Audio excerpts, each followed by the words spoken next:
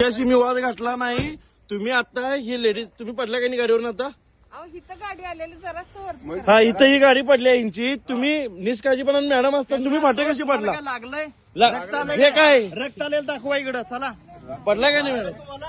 रक्त म्हणजे रक्त लागलं तरी तुम्ही घेणार काय? तुम्ही छानपण शिकू नका तुम्ही मला संप इथं. शिकू नका. तुम्ही समजलं नाही काय? तुम्ही बघा ना लेडीज यायला लागल्या इथं. वाद घालाय नाही 160 तुम्ही वाद- धारा लावी लागेल बघा. मी पण शासकीय अधिकारी आहे. तुम्ही मला नियम शिकवू नका.